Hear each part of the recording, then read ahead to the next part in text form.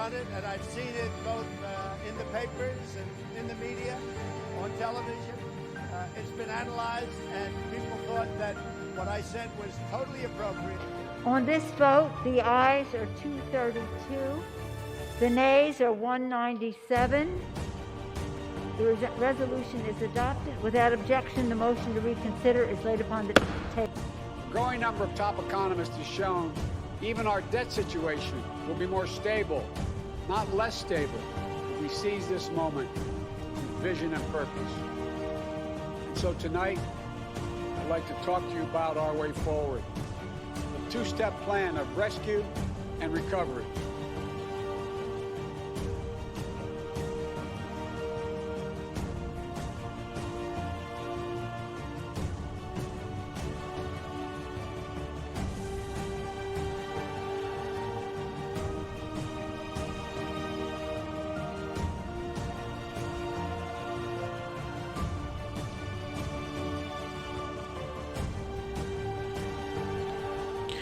Hello, good night. It is Sunday, January 17th, 2021. I have to get accustomed to doing or saying that. This is the PoGo Weekly Digest on PoGo Politics and Government for People of Color.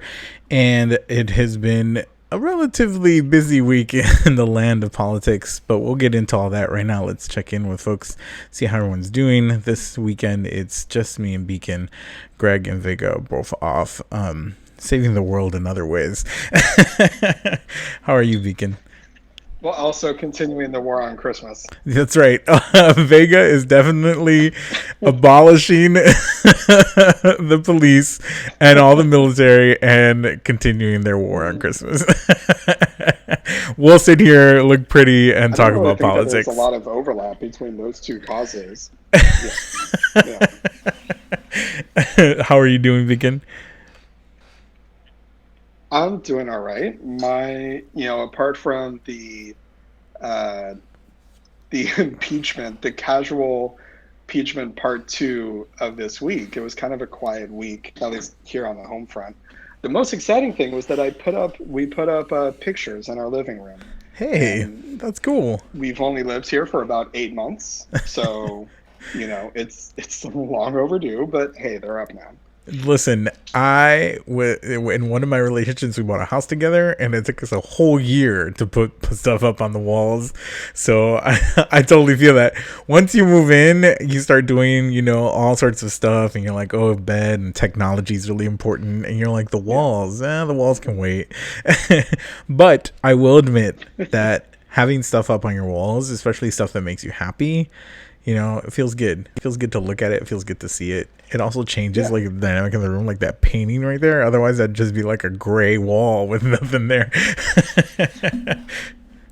Right. Well, I mean, I had done a couple of our PogoPoc videos before we had anything up on this wall. So it was just like a blank wall. Like over here, this is a closet. I can excuse this being blank because it's a freaking closet door. But not having anything over here, I'm like, ugh. Felt bad about, but now we have it's a cute little rainbow family thing. It's cute. It looks cool. It gives a little pop of color to your wall. I like it. I'm down for it. I had a relatively quiet week too. There was nothing really outside of the impeachment and watching all the news of all these arrests go down from the insurrection. There was really nothing going on this week. It's very, very quiet. Gearing up for next week, I'll be facilitating some racial healing circles for MLK Day, so that should be exciting. But other than that, it's been a really, really quiet week, which is good because this week will probably be the complete opposite. There's going to be a lot going on this week. So let's jump into it. There's been a lot that's happened, and the first thing that really has happened since last week, we saw all the images of these violent, folks storming and sieging the Capitol and destroying shit and out to really hurt lawmakers and stop the certification of the Electoral College votes for President-elect Vice President Joe Biden, but President-elect Joe Biden and Vice President-elect Kamala Harris. But since then, they have been arresting folks left and right all over the place, and more details have come out. Right now, they have suspended a series of Capitol Hill police officers, including the officer that was in the social media post taking the selfie with one of the persons, and then another Capitol Hill police officer who, I guess, put on a red MAGA hat and started directing people inside of the Capitol. And then there's like a slew of other officers that are also under investigation for their role in the insurrection at the Capitol. But I really wanted to talk about at the beginning of it is really this, like, a lot of times the threat here at home in the US is often violent communities or communities that like are underserved, underprivileged, all these words that like Democrats and Republicans use, like the hood, the ghetto, all these communities of color that have been abandoned really by white government, and, you know, for a large part white society, and they're viewed and perceived as a threat. But time and time again, the huge instances of violence that have occurred in this country, like the insurrection at the Capitol, has been at the hands of white folk. And so I wanted to talk, yes, about how these folks are getting brought in. They're getting put into a justice system that benefits them and that will align with them. But also this disparity in how they're viewed versus other threats are viewed, you know, and this happens in all aspects of community. In policing, it happens the way white folk are treated. A study was just released that the U.S. police is more likely to use violence on a person of color than a white person, which we saw blatantly last week happen at the U.S. Capitol.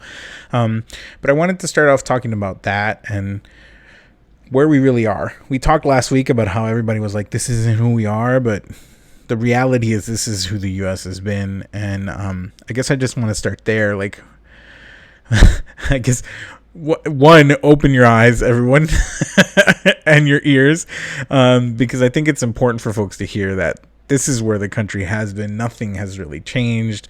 And again, this huge onslaught of violence, destruction, and insurrection was brought on by a group of unruly white folk. So what are your thoughts on, first, all these arrests that have been starting to come in? I think there's 80 plus arrests of folks. And even in those arrests, there's like ridiculousness, right? Like there's like this guy with the horns and like the painted face who was like in jail and demanded an organic diet. And the judge was like, sure, give him an organic diet, even though people in the like prison industrial complex have to eat really unhealthy or like shit food. Here is this person that was like in the Capitol causing destruction, trying to stop the certification of a valid election, getting an organic diet. And so let's start there. What are your thoughts?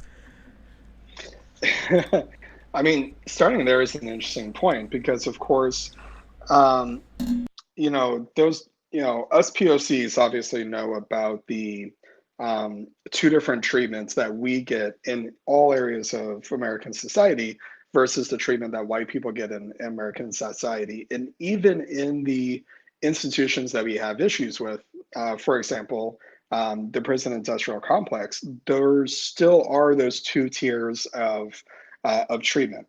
And it's one of those things that, you know, while wanting to abolish the prison industrial complex, still also addressing the mistreatment and the inequality within that system. Frankly, if people need organic food in prison, everyone should have access to that. But the reality is, of course, is that POCs are not given the benefit of the doubt that it's an actual legitimate dietary need or health need or even religious need that they have a certain kind of diet.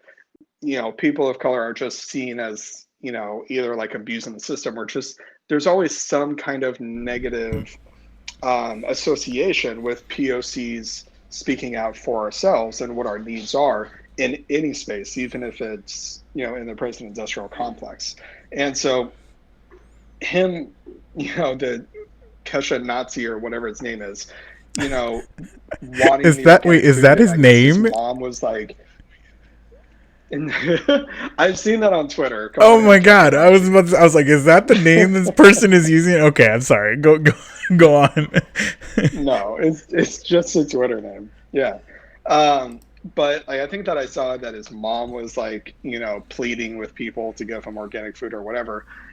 It's it's just another aspect of this whole experience that we know would be completely different if it was not even if it was POCs that were trying to have the same goal as those white supremacist insurrectionists were doing at the Capitol, even if it was just Black Lives Matter protesters that were on the steps of the Capitol, they would not have the police hold their hand daintily to walk them down the steps, right?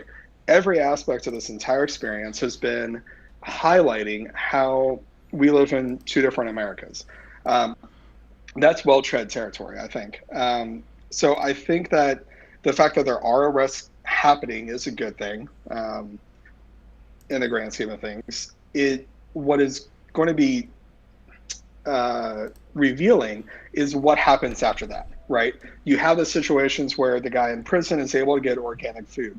You have other people that are being sent home for like home confinement instead of staying in prison until their jury date, right? Or their date in court. So you've got all these different things where they're already getting very lenient and very differential treatment. So if it comes to the point of actually, actually convicting them of some crime, what is that going to look like? Is it going to be the same kind of lenient sentencing?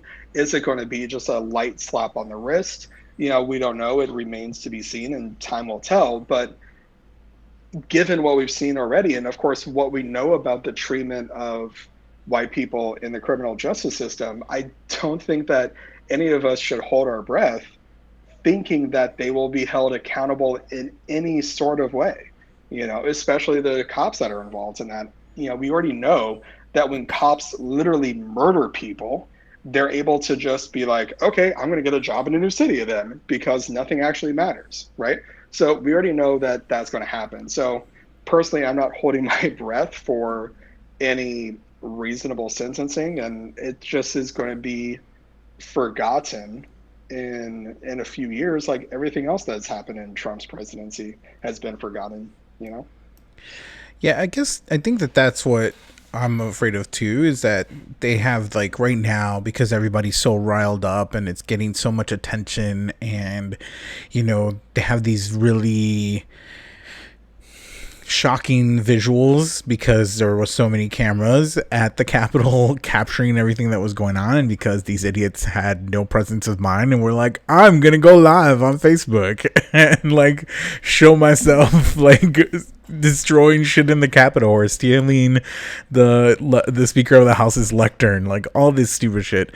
But I also fear that like there's gonna be these things, and like very easily, like you've already started to see, they aggressively started pursuing folks, and because of the images that were released where like a lot of these folks had zip ties, they had weapons, there was online chatter about kidnapping lawmakers, killing them, all of this stuff that is very credible and very believable based on what you saw.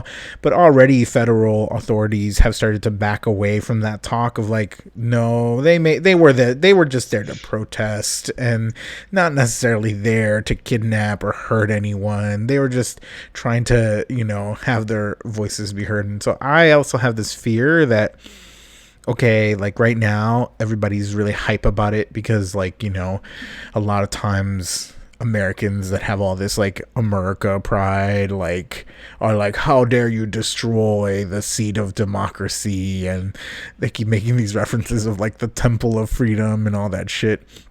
And like they're really hype right now, but they're about to get really distracted because already the far right and the Republicans are going in on Biden and how his first 100 days are going to be the first 100 days of socialism in the US, and they're very easily going to get distracted by everything that's going on.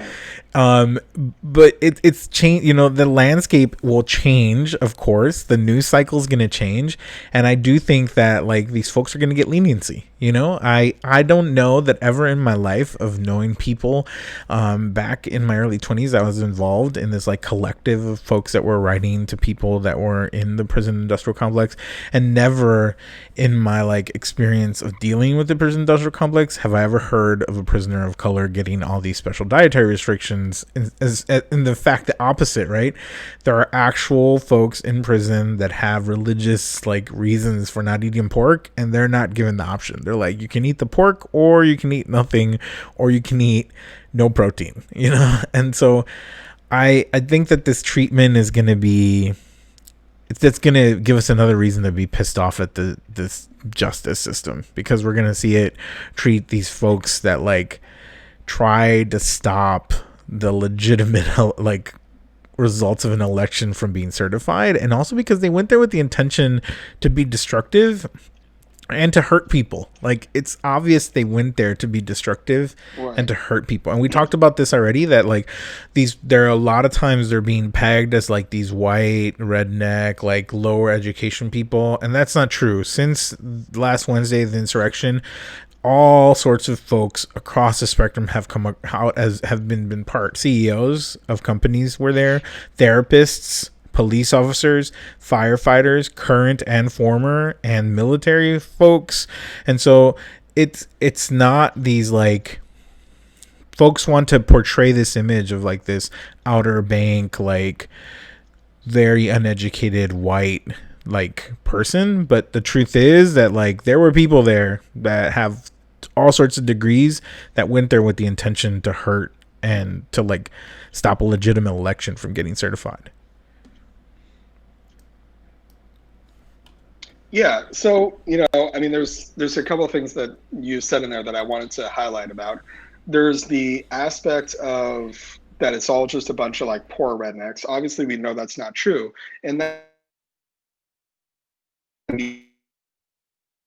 has been just 4 or 5 years. The whole economic anxiety motivation that people voted for Trump, fucking bullshit. There was one of the women that got arrested was one woman, a real estate agent, who took a private jet from Texas out to DC.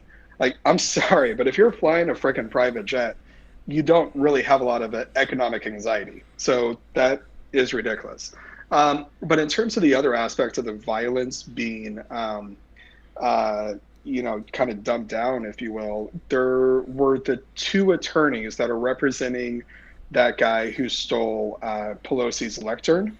I saw an interview of them on CNN with Chris Cuomo, and Chris Cuomo was like, okay, what the hell is your guy's legal defense? There's a frickin' photo of him smiling at the camera holding the lectern, and the attorneys almost looked like they could see that it was ridiculous as well, which is really bizarre. But part of their strategy was like, well, our guy was not a violent guy. He may have stolen a lectern, but he wasn't like those other people that were being violent. And when you look at, well, I think that's bullshit and they should all be held to the same standard. But the other people that were being very violent, you had the people with zip ties. You had the people that had weaponry, whether it was a taser, gun, whatever. You also had, I saw a video of a sledgehammer getting passed around. Like, who shows up to a fucking political rally holding a sledgehammer unless you have a plan to do something? I don't own a sledgehammer. Like, who the fuck has a sledgehammer just handy that they're going to take anywhere, let alone to a political rally, let alone to the Capitol? Obviously, they plan to use that. But aside from that, there was a fucking gallows. There was a noose. Like, there was a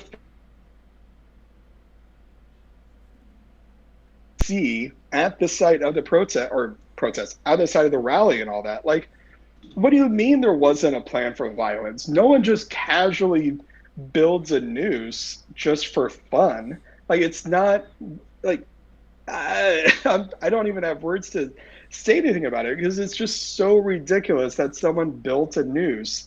And it wasn't even just like stringing rope around a tree. Like, it was a full-on fucking structure that they erected. Like, that is in itself a violent act. Like, that is a terrorist act. the entire point of building that is to strike fear and terror in anyone that sees it, that views it.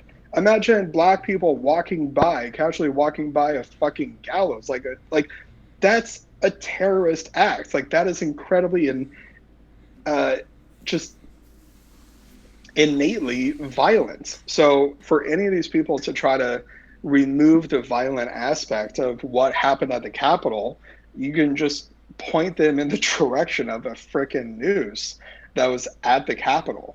So I really hope that whoever's in charge of the trial, the federal investigators, all that, they just like permanently have a photo of the noose, just like in the courtroom, just like leave it there the entire time, just as a reminder of this is what those fuckers did. And you can't back away from that. You shouldn't be able to back away from it. The only people that can get away with having that there and not having any consequences is white people. Yeah. Yeah, I think there was also like a lot of folks were making these like comparisons to the violent protests or that happened for George Floyd, and my immediate thoughts were like, well, at none of those protests did you see people equipped for like a battle. Like you didn't see them going in prepared with like fucking nooses. You didn't see them. If they had anything, it was as a response to the way they were being treated by police.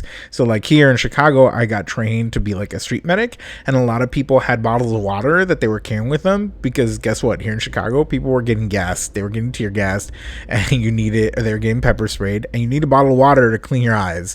And so none of them were walking around with zip ties, because had they been walking around with zip ties, they would have been arrested almost immediately and probably been like, they would have thrown the book at them. They would have been shot.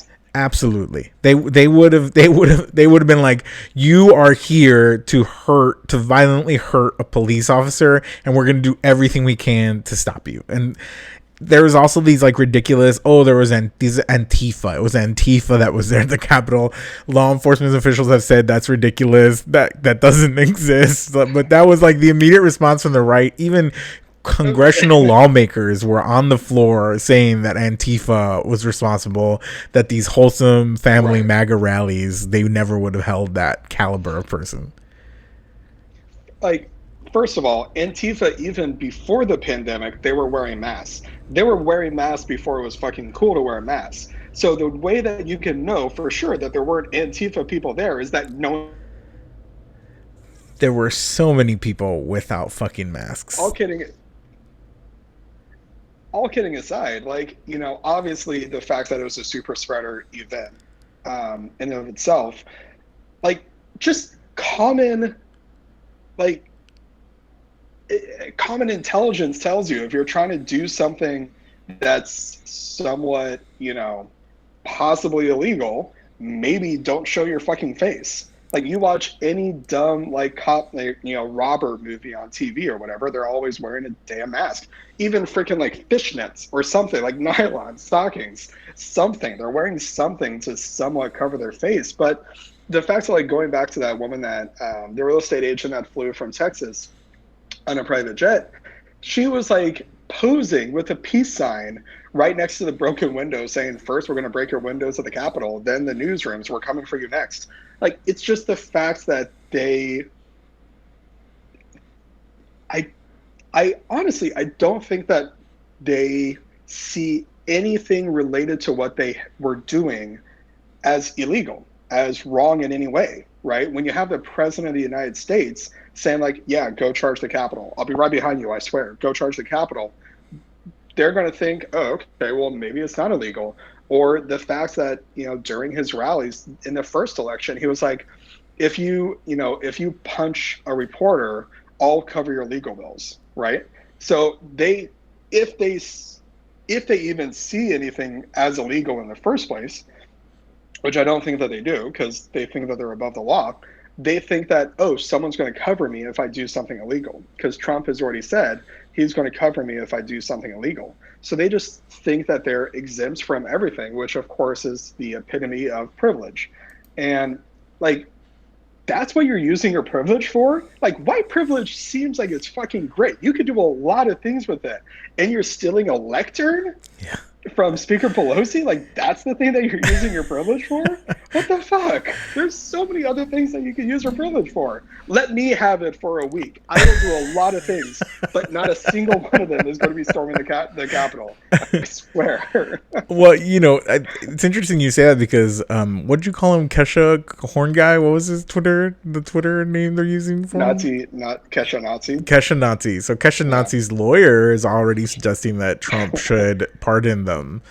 And I'm like, this is the mentality of these folks. They were like, oh, we'll be good. Or they have like this other extreme side of the spectrum where they're like, we're doing this for country. And like, we have to show force for country. All those ridiculous notions, right? And of course, the number where one of the persons responsible for getting them all riled up that Wednesday morning, Trump, as you saw in that clip in the beginning, he is like, I've had people that have analyzed my speech, press, and by press he means the radical right, that have said what I said in my speech is totally appropriate. And so let's segue into Trump, right? Since then, he hasn't shown up. He hasn't done any public appearances outside of going to the Alamo to, tout that border wall, part of the border wall got fixed, all that shit and nonsense. And that's where he gave this little clip to the press where he said what he said in his speech was totally appropriate. And then, we'll get into his impeachment later, but after his impeachment, when he is having these realizations that people are not happy with him and they might be swayed or moved to vote to impeach, bring criminal charges against him, whatever it is that the Senate's going to do on their end, all of a sudden he releases this speech where he's calling for peace. But it's too late. There's 25,000 National Guards troops in the Capitol. Everything that people in Washington basically go to see, all the tourist attractions, the Capitol, the Supreme Court, the White House, is surrounded by fencing and military police checkpoints, all in anticipation of the ongoing violence, because there are credible reports that have come into law enforcement agencies. They're going to attack all the capitals across the country during the inauguration, that they are going to go and cause ruckus at the inauguration in DC. And already they've arrested several people at police checkpoints in DC. Someone that came in from Virginia, I believe, that had over 500 rounds of ammunition. A woman who was impersonating a police officer.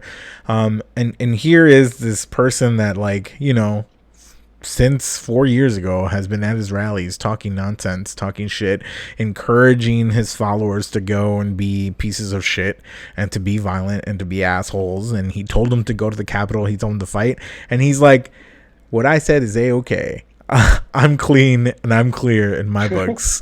So what are your thoughts on Trump and he's washing his hands. He's like, those people, those aren't my people. My people are peaceful, family loving, law abiding Christians, God fearing, gun toting folks. Those are my people. And so what are your thoughts on his I was totally appropriate, not me? I mean, that's kind of his go-to thing, right? The whole Ukraine call is a perfect call, blah blah blah blah blah.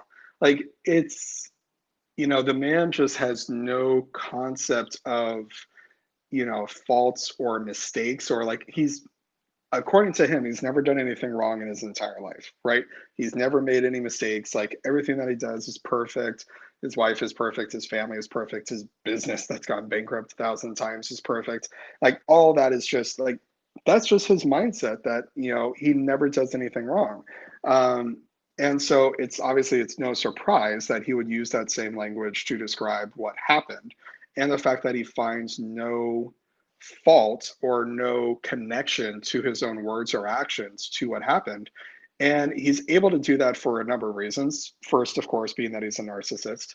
And then secondly, because he has the backing of pretty much the entire Republican Party, who won't stand up to him, who won't assign any blame to Trump for what happened, right? You've got a few, that have said things, whether it be Mitt Romney, or, you know, Cheney, or a couple others that are in the House that have said like, oh no, he was actually like connected to what happened. But even then, they don't actually use such extreme language as in that this is all his fault. In the past 4 years worth of violence, violent actions, and violent rhetoric has been his fault. Like, no one on the Republican Party is going to say that and go to that extreme. And so he is able to confidently say that he's not at fault for any of this because no one on his side is actually going to hold him to it, right?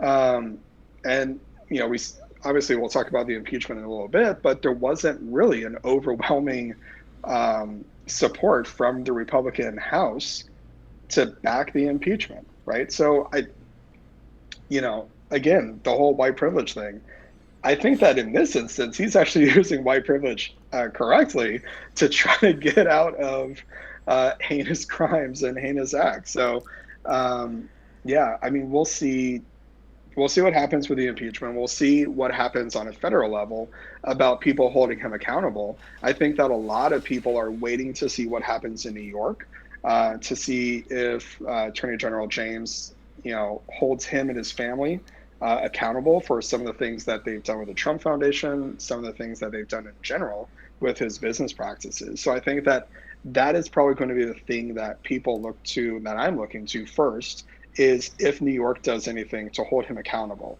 I don't know if anyone else, any of the other states across the country have much of an argument, have much of a case to make. So, you know, we just got to look for the impeachment and then whatever happens in New York. Yeah, I mean, I think the same thing as you. He's going to be like, I'm good, like, y'all are good. And the people that enable him in the Republican Party, they don't have the gall to like stand up to him. And that was evident as, you know, in the second impeachment, we'll talk about in a little bit, where 197 of them were like, we're good. It's very interesting to me, the amount of like these right-wing crazy Republicans that will call for unity and peace and turning the page when the violence and all that is like in their realm, you know, when it's these MAGA red hat wearing like crazy right-wing conservative, like conspiracy theories, QAnon folks, you know, then it's like, no, unity, calm, peace, let's turn the page. What we need to do is heal and move on. No, homie. What we need to do is address the fact that this group of like white folks decided that this was the day that they were going to stand up to the government that this president has like been egging them on, as having been abandoning them, and including all these lawmakers. You know, we talked about it the week afterwards, like he really left them to their own devices. He's like, y'all don't want to follow me, y'all don't want to turn this election in my favor, I'm gonna set this mob loose on y'all, and then I'm not gonna send any help. And that's basically what happened. And so let's move into the impeachment, right? That segues us into the impeachment, because, you know, afterwards the Congress, you know, Nancy Pelosi brought a resolution to the floor to encourage and basically make Mike Pence invoke the 25th Amendment to have him removed from office. And what ended up happening is they passed the resolution, but even before they passed the resolution, which is just like a suggestion to Mike Pence to do it, he had sent a letter to Nancy Pelosi saying, I'm not going to do it. I don't believe that that's right. It'll just further divide the country. I don't think that's the right move. And I'm like, in my mind, I'm just like, this is your boss, this is your running mate, and this is also the person that left you and your family abandoned at the U.S. Capitol to possibly having gotten murdered. And you're like, I don't think we should remove him from office. It's only 13 days. We'll be fine. Nothing will happen. And I think that's crazy. And so because he didn't invoke the 25th Amendment, they introduced one article of impeachment for inciting the insurrection at the U.S. Capitol. And because the Democrats control the House, they control the rules, and they made it very short, 2 hours of debate split between the Republicans and the Democrats. They got through the debate.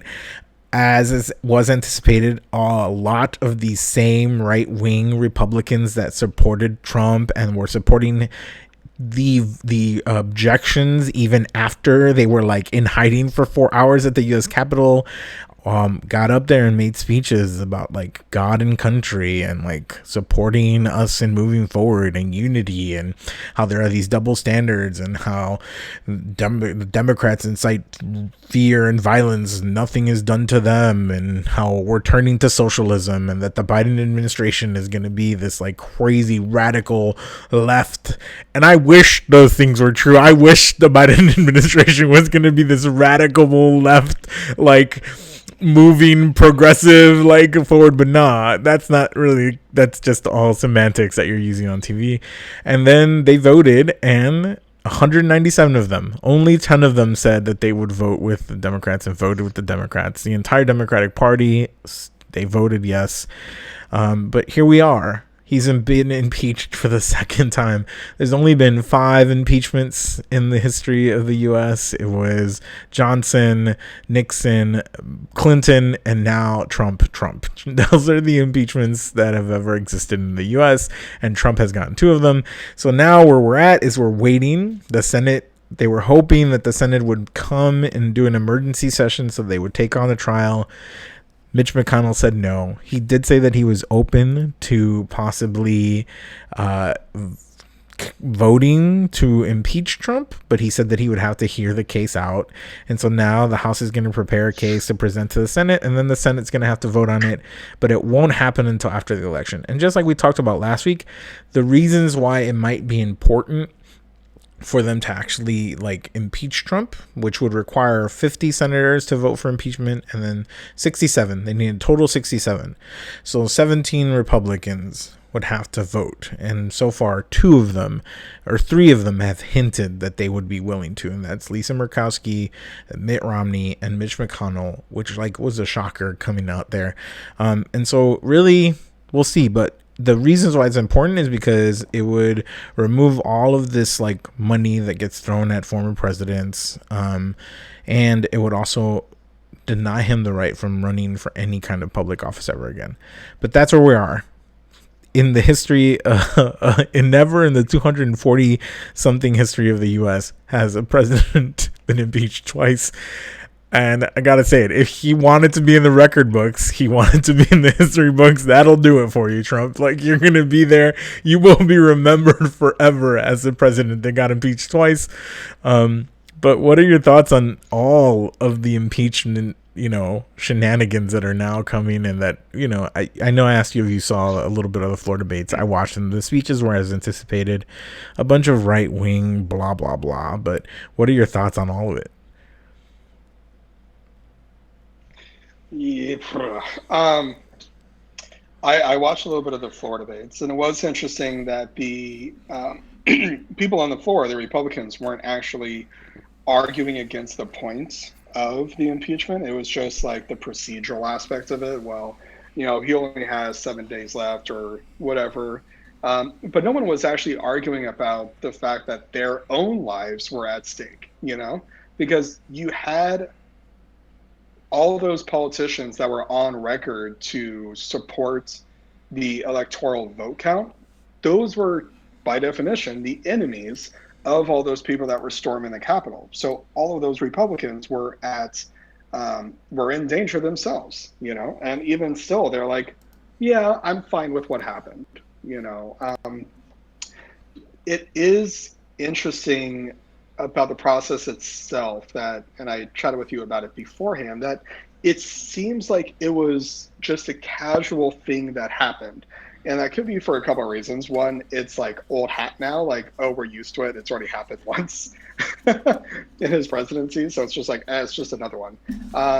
Or the fact that it was just such a quick process, right? The first impeachment, it was something that was so long and drawn out, where you had days and days of testimony and trial and all that. And it just happened. The vote just took place and it just happened. And then he was impeached a second time. And from an aspect of historical significance, right? You ran through the different people that have been impeached. It's a very short list. in the past 240 some odd years. Between 45 presidents, like that's a very small list to happen. And for him to have it happen twice, it is absolutely significant and in a way shocking, but it just happened. I don't know. I'm still just, processing it that it just casually happened, and the fact that like I didn't talk to anyone about it from work. Like no one from work brought it up that, oh yeah, the president's getting impeached. Like it just seems like it happened without any acknowledgement from people that I've chatted with in that respect. But the next move, of course, is the Senate, and as you pointed out, they're going to need a lot of people, a lot of Republicans to vote for it, and I just don't think that they have the votes. Clearly, as you said, that only Murkowski, geez, I forgot his name. McConnell, Romney, and Romney, and McConnell have said that they would actually possibly vote for it. Like that's a very short list. The only thing that I can possibly see happening is if it turns out that Chuck Schumer is like the best backroom dealing majority leader that the country has ever seen, and he's able to get so many Republicans to come over to his side. If that happens, I will consider taking back all my criticism of Chuck Schumer over the past several weeks. I'll consider it. I might not actually do it, but I will consider it if that actually happens. Barring that from happening, I just don't see the pathway forward for it. But I guess what I am curious about is it happened in the House without any trial, right? Or without any testimony, without any witnesses. I wonder if in the Senate, they actually do a whole drawn out process. Is it just like a straight up down vote, or do they actually take some time to talk about it? Because that would be very interesting to hear the different arguments that people make on both sides for and against impeachment, right? Because it would require, because the Republicans would automatically say, well, he's already out of office, so what's the point? So the Democrats would actually have to put forward an argument saying, this is what would happen if he didn't get impeached, and specifically how it would affect you as Republicans. Like making the argument that him not getting impeached would actually hinder their chances of getting reelected in 2, 4, 6 years, right? If they're actually able to make that argument, which in a way is an argument that's like pro having a two-party system, which obviously I'm against. And any fucking time that Biden says, oh, I want us to have a strong Republican Party, fuck off. Anyways, but that really is the only, I think, legitimate argument that they could make, because that is affecting their livelihood, right? If they see that their livelihood could be affected in some way by Trump not getting impeached, then they might actually support it, because they're not going to do it from a moral standpoint. We know that the Republicans are not going to do jack shit from a moral standpoint. Democrats barely do things from a moral standpoint, and only because it gets them elections every now and then. So yeah, I'm very curious to see what happens if there's any kind of trial on the floor. Yeah, I'm also curious about that too. If it's definitely going to happen post, Mitch McConnell being the leader of the Senate. So I'm interested to see what the Democrats are going to put forward, how they're going to make it run, and how they would convince these folks. What I will say is that Republicans are experiencing financial fallout from this. A lot of these big time donors are pulling their money or are saying that they're not going to support any candidates. I know that you sent several links this week of like folks that were saying we're going to dissolve our PACs and we're going to be apolitical, which is like, I don't think can happen. Or they'll privately start a PAC and send money to a candidate. But I'm curious because, Hawley already had a hotel cancel a fundraiser that he was going to throw. They said they wouldn't host it for him in Florida. So I think that the push, like the actual push of something to happen, is going to be like economic fallout. All these folks that rely on these like mega donors to give them money to get reelected and to campaign, I think if they feel enough hurt from them, they'll be like, whoa, whoa, whoa, listen, you give me money, I'll vote to impeach. Like, if you continue giving me money, I'll vote to impeach. And the other thing is, I think the Republicans that want to get rid of Trump, I think that the Republicans that are like, I want to go back to being a secret racist. Like, I think those Republicans are like, we need to get rid of Trump. Like, I really do believe that. I think that there's a lot of them in the Senate that are like, this is our chance. This is our chance to get rid of him. And I think those are the only two ways that it's going to be possible. Otherwise, we're going to be looking at a waste of time. Secret racist again. Exactly. Like, there are probably meetings happening right now for them to be like, listen, this is how we can go back to secretly being racist again. The Society of Secret Racists. That's right. Society of Gentlemanly Secret Racists. That's right. Absolutely. You heard it here first. You heard it here first. Secretly racist gentlemen. That's right. The League of Extraordinarily Secret Racists. Exactly. But yeah, I'm curious to see what they're gonna do. I'm not hopeful that anything is gonna come from it. The House moved through it really fast. I don't know that the Senate's gonna move through it really fast. And the Senate is also up against confirming all of Biden's nominees so that he can have a working group of cabinet secretaries that are gonna go out there and do his good work, right? But so that point, sorry. No, go ahead. But I want to speak on that point. Keep going. No. Biden is definitely going to prioritize getting his cabinet in place versus the impeachment of Trump. 100%, absolutely. He's very much going to pull like a, Ford, Party, Nixon kind of thing, like unity, whatever. His priority, get a cabinet, get moving. He doesn't give a fuck. Yeah. Yeah, and by then, again, like right now, these fresh images of like people like breaking windows and like carrying zip ties and like doing all the fucking nonsense they were doing at the U.S. Capitol is fresh in people's minds until they're angry. If they decide to like push this back and it's like months from now, people aren't going to care as much, or they're going to move on, or they're going to find the next thing that really riles them up. The other thing that I think is interesting that I've seen and that I've like relished in is how a lot of these Republican or like MAGA Trump supporters that were at the rally, at the Save America rally, and that were in the Capitol are also experiencing the financial fallout. So I've seen a lot of people get fired, which I think is glorious. I've seen all the videos of all these people get on no-fly lists crying about like not being able to get on planes. And I've seen a lot of business owners like getting their businesses wrecked because they were there, they were present, they were posting stuff on their social media. And so it's interesting to see that because I was like, how stupid can you be, right? Like, one is like, you're gonna go like have all the political beliefs you want, but like you didn't have the foresight to be like, there might be people at my business that are gonna see this and like give me a hard time about it. And that has been glorious to see. And it also has been like, it's also really funny because you see these hardcore red MAGA hat wearing Trump supporters that like double down. They're like, how dare you encroach on my freedom of like political affiliation and supporting Trump and defending country, and that have all these crazy ass conspiracy theories.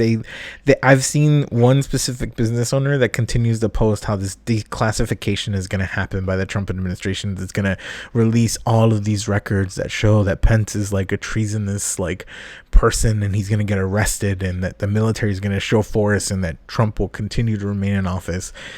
At the same time, like he's making those posts, he's also making posts about like, how dare you come from my business just because I support Trump.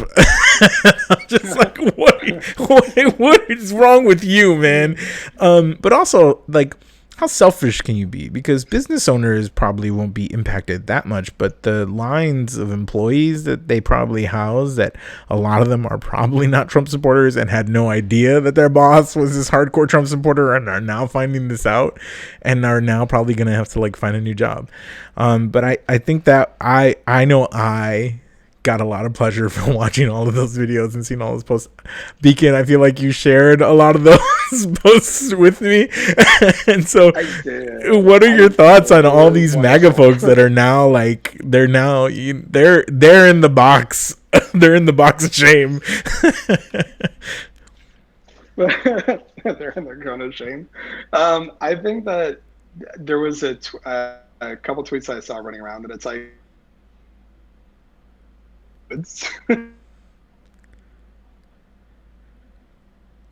we figured it out. Oop.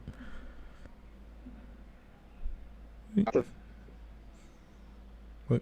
You froze. You're back. Oh, can you hear me now? You're back. Yes. It's living in a house with. Oh, I got frozen again. Yep. Anyway. You're back.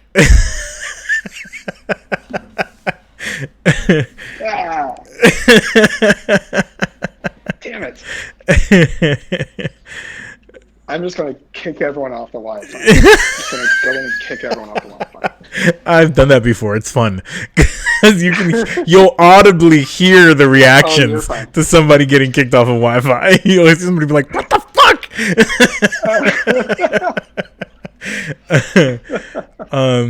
Well, anyway. One of my roommates, Eric, just said that he took himself off Wi-Fi, so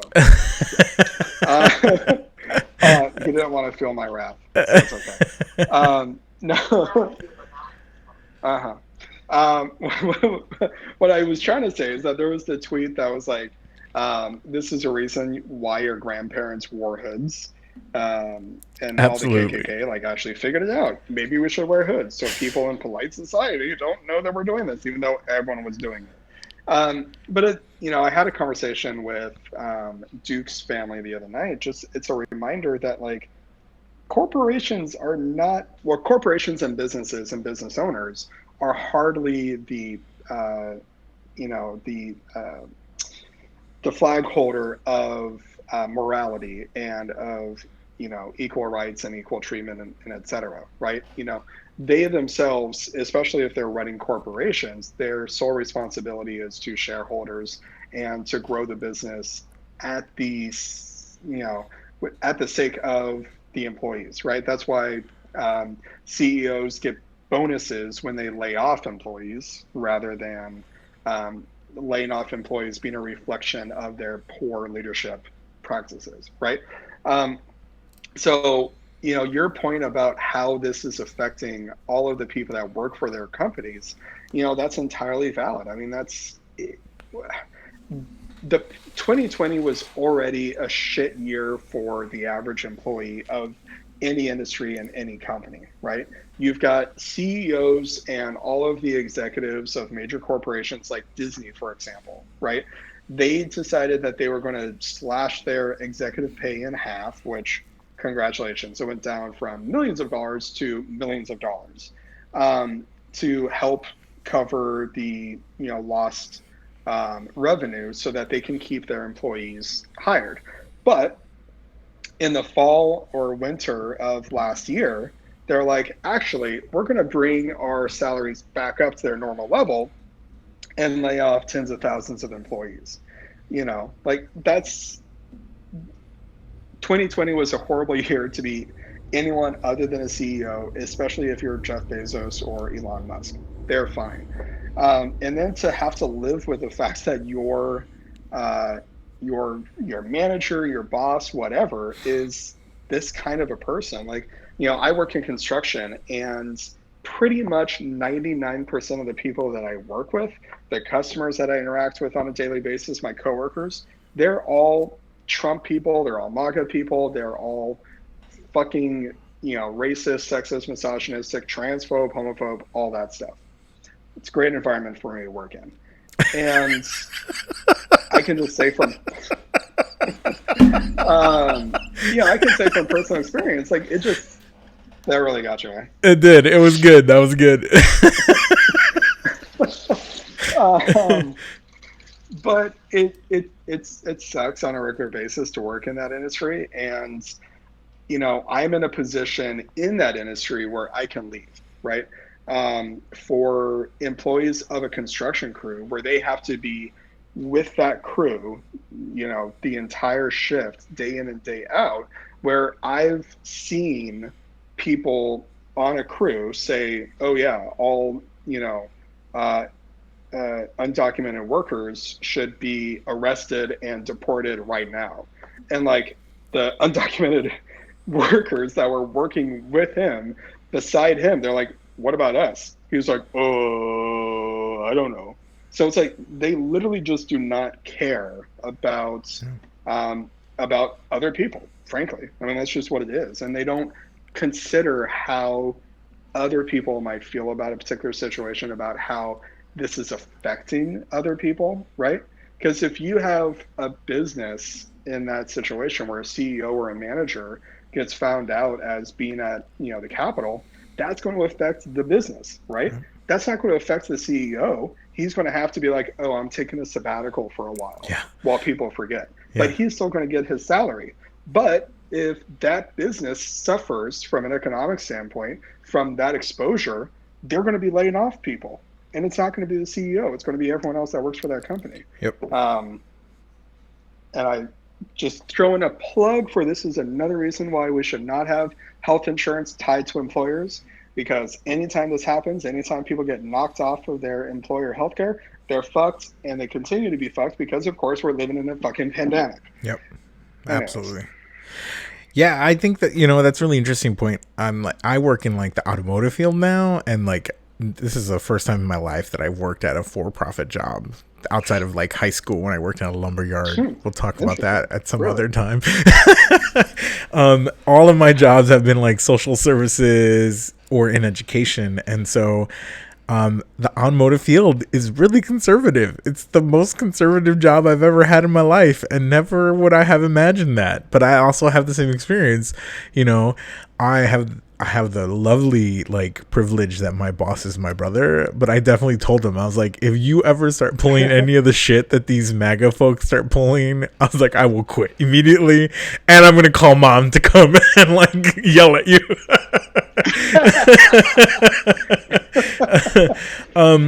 But like I had the conversation with him. I'm like, how selfish of these assholes to like really hurt their employees, because you're right, they're gonna go on sabbatical, or they're gonna get a compensation package to leave, and they'll get paid out all this money, and they can work out and negotiate all sorts of shit like that. Whereas people that are going to be impacted by the actual loss of revenue and are going to get laid off or are going to get terminated or anything like that, like they're going to end up suffering. And you're right, healthcare attached to your employment. And so they'll send you those Cobra letters and be like, yeah, you can continue your health insurance for $4,000 a month. And that's not realistic for anyone. So yeah, that's absolutely crazy. But, go ahead. Sorry, go ahead. No, go ahead. No. Well, I was just going to say that, and it's not even necessarily that business owners can't be political, right? This isn't a discussion about, you can't be political in the office, or like have a political opinions. This wasn't a political act, right? This was a violent terrorist act. That's not the same thing as being like, oh, I think that, taxes should be lower for the rich or whatever. That's a political position. It's a dumb position, but that's a political position. Like bringing a fucking sledgehammer to the Capitol and zip ties to do some shit, that's not political. Yeah. That's a violent insurrectionist, and not in a fun way, act, right? Like you don't get to have the same protections, right? I mean, it's the whole conversation about freedom of speech, where people completely misinterpret what freedom of speech is, right? Whether it's like all the right-wing people are getting pissed off that Trump got deplatformed. That's not a freedom of speech violation. That's private businesses doing what you conservatives think that they should be allowed to do, which is unregulated decision making across the board. That's what you conservatives say that businesses should be able to do, and they're doing that right now. And you're all of a sudden you're upset about that.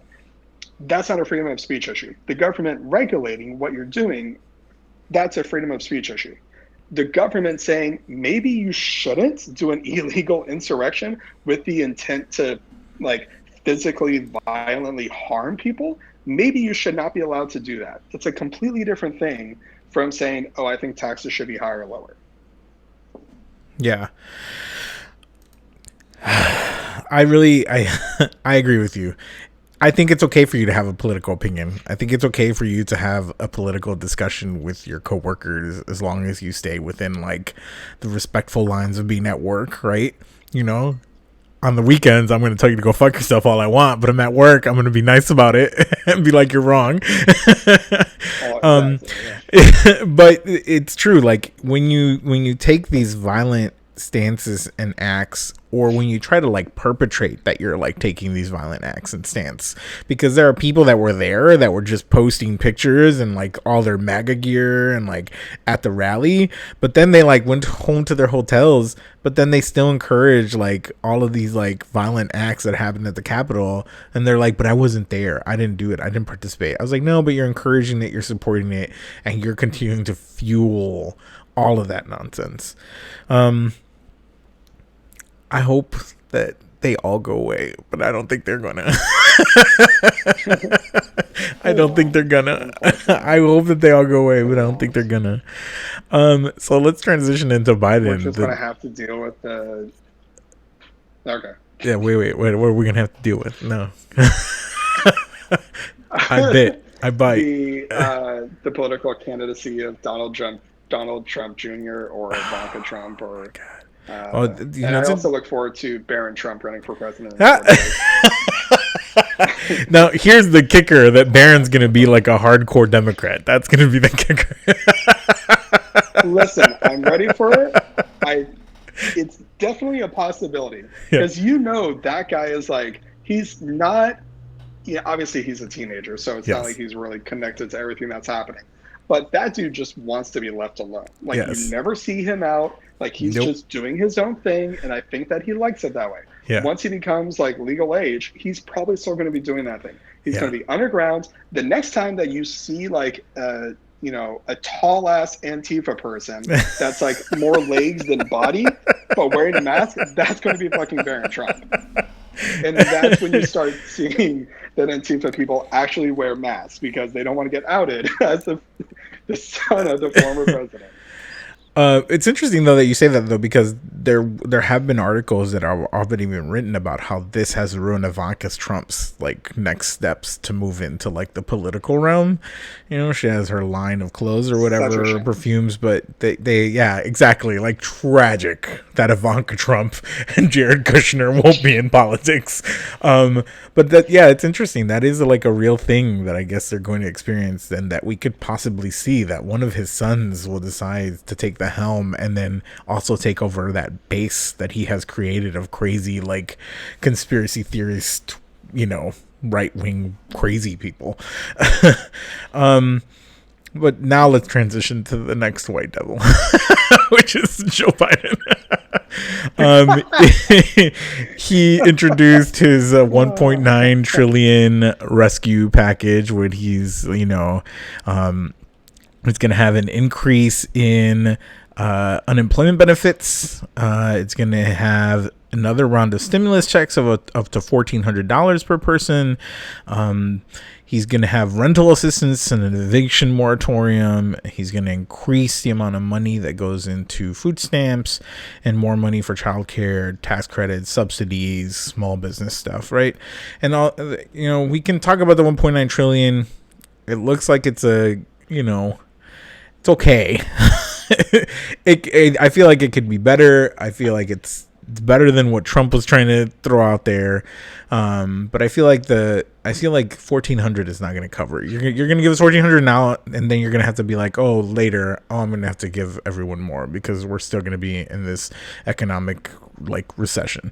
But I also want to talk about the first 100 days of Biden and how, you know, the right wing is like labeling it as these like first 100 days of socialism in the U.S. and the radical left taking over, and like they'll like use buzz people like AOC in the squad. And I wanted to like, if the right wing is listening right now, that's not gonna happen.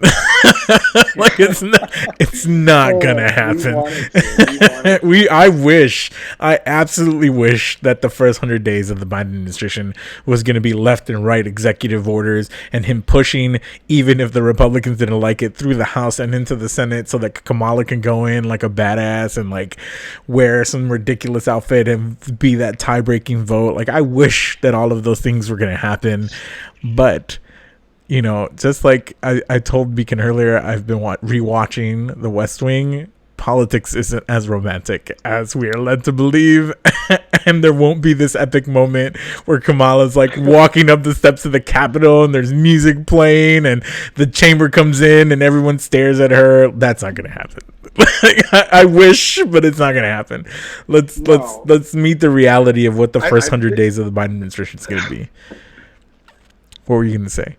So you've been rewatching The West Wing, and I've started to rewatch Veep, and it's definitely going to be a lot closer to Veep than it is The West Wing, unfortunately. I mean, at least it'll be entertaining then. Sure. Yeah. Yeah. I mean, I absolutely wish that it was going to be a socialist paradise, because that sounds amazing. You know, I was chatting with my older brother today about the different health issues that he has, that he's had to, like, he has to get physical therapy for having recently had ankle surgery, and the prescription, or, you know, the referral ran out. His number of physical therapy appointments ran out, and he has to get another referral. They gave him a referral to a different physical therapist versus the first one, which that would have been easy because he's already done that. So the second place, it's like a nationwide huge organization that does physical therapy. They're like, oh yeah, we don't recognize your insurance. Even though his insurance, he gets it through like the school system. It's a good insurance, blah, blah, blah. But all the different hoops that he goes through. All that's to say, universal health coverage would be great, would be awesome. But I guess I'm just going to have to fucking move to Europe, because that's not happening in the U.S. anytime soon. But in terms of the stimulus aid package, as you said, it sounds good. It would definitely be nice to have more, because we know that like a total combined $2,000, that doesn't stretch very far for a lot of people, right? It's insane that is only the second payment that a huge amount of Americans are getting since last March. You know, like the fact that US politicians were like, oh, one payment, that's all they need. That'll last them the entire year. That's fine. And they're like, oh, okay, fine, we'll give them $600. Like, I live in California, so my viewpoint is going to be skewed based on how expensive shit is out here. But like $600, it in a lot of places doesn't even like get you to rent a sofa in someone's house. Like renting a sofa in someone's house is more than $600. So it's just absolutely ridiculous that they think $600 is going to stretch for, you know, the rest of COVID, which we know is ridiculous. So hopefully it's going to be the start of something more. I'm guessing that they probably figured that this is the thing that's going to be able to easily pass based on the numbers in the Senate and the House. But even still, like, that is the kind of bare minimum thinking that Democrats often have, right? They control the White House, the House, and the Senate. They control all those three branches. And yet, they're still like, let's just do a tiny little bit. Like, be fucking bold. Be that socialist platform that all the Republicans think that they're going to be. Republicans are going to oppose every single thing that Democrats present, and they're going to label it as socialist, right? Every single thing that Democrats try to pass, it's automatically going to be labeled as liberal, socialist, left wing, whatever. Like, it could be like, making it so that the national anthem is the automatic ringtone of every single person in the country, which would be like a huge boner for Republicans. And even then, they'd be like, that's socialist. Like, so do something bold.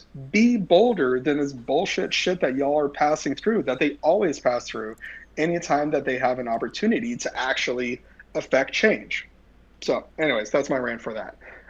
In terms of, the first 100 days, I saw an article from the New York Times that calls out that their day one plans are repealing the Muslim ban, rejoining the Paris Climate Accords, extending the eviction and student loan moratoriums. The eviction is part of the stimulus package anyways. Doing a mask mandate for federal property and interstate travel, and then have agencies investigate, look into reuniting separated children at the border, right? So that's a great start. But that's like the bare minimum. And that's also all that is it's doing the exact same thing that Trump did on his first day in office, which what Trump did on his first day of office was like, okay, so what are all the things that Obama did? Okay, I'm going to do the reverse of that, right? And Biden is going to be like, oh, what are all the things that Trump did? Okay, I'm going to do the reverse of that, right? So we're literally, after 4 years, just going back to like the day before Trump's inauguration. Like, again, it's just be bold, do something new, do something great that's actually going to be able to, affect change and help people's lives. Don't just make America great again, Democrat version. And that's what they're doing. Yeah, I'm going to write my conservative Republican lawmakers about that ringtone thing. I'm really interested in seeing that play out. I'm really interested in seeing that play out, if anything, for my own liberal entertainment. One of the things that was interesting in this $1.9 trillion rescue plan that Joe Biden did introduce was to raise the national minimum wage to $15 an hour. And I want to talk about it briefly because in Illinois, it's, every state can raise their own state minimum wage. The national minimum wage, I think, is like $7.25, which is ridiculous. Like, no one could live off of $7.25. But there are already these crazy ass calls from Republican rights. The Republican right that's like, oh, like a person flipping a burger doesn't deserve $15. Like, that's not really a big job. Like, you don't need any skills to flip a burger and you shouldn't be getting paid $15. And I just want to say how absolutely stupid that is. People to think that you can't, or you'd first, it's not even about the skill you need to flip a burger. It's about the amount of money you need to live your life. That's really what this is. This is for your cost of living. That's why it shouldn't even be $15 an hour. I don't think that's enough. I don't think that's absolutely enough. People are not able to afford their basic necessities. That's housing, that's food, and any other basic necessities that might need, like toiletries. To live in a house, you need like all sorts of shit. I wish as a child someone had been like, I know you want to be an adult, but let me tell you, being an adult sucks. Because a house, you need heat, you need light, you need toilet paper, you need blankets, you need shampoo, you need deodorant, you need toothpaste, you need all sorts of shit just to live, unless you're not into any of that shit. If you don't want to brush your teeth, that's cool too, but that's one of your minimal expenses. But $15, y'all are complaining about $15. The minimum wage hasn't moved in this country in like 10 plus years, and it's at $7.25. Give me a fucking break. Like, give the people more than 50, give them $25 as a minimum, like minimum wage, and then I'll be like, I'll entertain some of your ridiculous like counter arguments.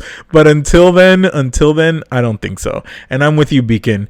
If they're gonna label all of the liberals socialists and say that this is the radical left and their radical agenda, then make it worth those accusations and actually do something that might be considered radical or that might be socialist. Introduce universal health care, start diminishing and like, we call it abolish, but what is the other one? There was another one, and it's already left my brain because I'm now at abolish. Defund. See, it's already left my brain. I've already reprogrammed myself, and I'm like, abolish all of it. But like, defund the actual police and military state all over the country. And so do those things.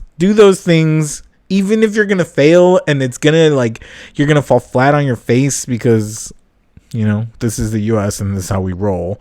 Be bold, be brave, but that's not what's going to happen. We're going to get a lot of status quo, a lot of the same shit that's been happening, and we're actually probably going to revert to a lot of old ways, pre-Obama, pre-Bush, all the way back to Clinton days, where you make all sorts of deals with Republicans to get a little bit, and then you get nowhere. Right.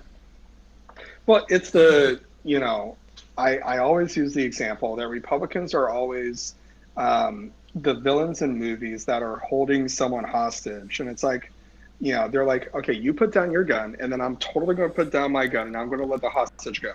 Yes. And then the good guy puts down their gun, and then they don't put down the gun. Like, it's every fucking time. It's Lucy in the football. Yeah. Every single time a Republican says Lucy in the football, right? It's like, no. I'm going to leave it down. You can kick the ball. Whoop. Every fucking time. Yeah. And the Democrats fall for it every single time. Every time. Like, they're like, okay, I'm going to put my gun your down. Own ball at this point. Exactly. And so we're perpetually living in that state where us as Americans are that person, and the Democrats are like, no, we're going to put down our gun. It'll be fine. But yeah, I mean, they could cancel student loan debt, right? Like in an executive order. Just go fucking nuts. Do something bold. And it's not even, and we talked about this before, like around the election, that Fox News did a poll of all their viewers of different policies that are frankly, labeled as progressive and liberal and socialist or whatever, right? Whether it be healthcare, either reducing or eliminating student loan, having free college, having free, like all these different things. And all the Fox News viewers were like, yeah, sounds good. Like, okay, so you've got Fox on your side and you fuckers don't want to be bold. Yeah. Like, you can't ever get Fox viewers on your side. Like, Democrats need to do a better job of labeling these policies. They're not socialist policies. They're not divisive policies. These actually are popular policies based on countless poll after poll after poll. These are popular policies that have huge majority support nationwide, regardless of party affiliation, but they don't run on it. And I think that, they need to at least try it. As you said, even if it fails, they need to at least try it, because I think that for a lot of those politicians, it doesn't even seem possible because no one actually has tried it. If you try and you fail, but only by a couple votes, that shows that it actually is possible, right? But if you never tried, then you never will know if it's possible or not. Yeah. It was one of the things that I read of voters during the 2020 primaries, Democratic primaries. They're like, oh, well, I really, really like this candidate, but I don't think they can win, so I'm not going to vote for them, right? Things will win if you actually put it up and you vote for it. If you actually tell people this could possibly pass and this could possibly win, you will bring people on board to support it. But if you don't actually ever put it up for vote, then you'll never know. Yeah. And it's just, I've said it before, it's ridiculous that in other countries, Democrats, like the policies that Democrats push and the platform that Democrats hold here in the States, it's seen as conservative in other countries. it's seen as the opposite of progressive. It's seen as like, oh, y'all are like 20 years behind, right? Yeah. Like, just grow a fucking backbone. I don't know what else to say. Well, let's see how that goes. I don't think they will, but let's hope for the best. Other favorite things that have happened this week to Republican right-wingers. Donald Trump got banned from social media. That was exciting. I kind of miss his crazy-ass fucking psychopathic rants, but it was really exciting to see. Also, though, took you 4 years, Twitter, Facebook, Instagram, all those. Pornhub even made a post saying that they banned him off the Pornhub platform. So courageous. But we'll see where all of that actually leads. And then my other very, like, I laughed. I got a good chuckle out of it. Is the NRA is filing for bankruptcy, and I was like, good riddance to you too. So we'll continue here. We'll be here next week, continuing the war on Christmas, continuing the abolishment of the police and military state, and looking pretty. So thank you for joining us. Thank you for your time and labor. Remember, there is still a pandemic happening. Stay 6 feet apart. Don't go out if you don't have to. Wear a mask. Please be safe, y'all. Have a good rest of your weekend, and we'll see everybody next week. Have a good night. Good night, Beacon. See ya.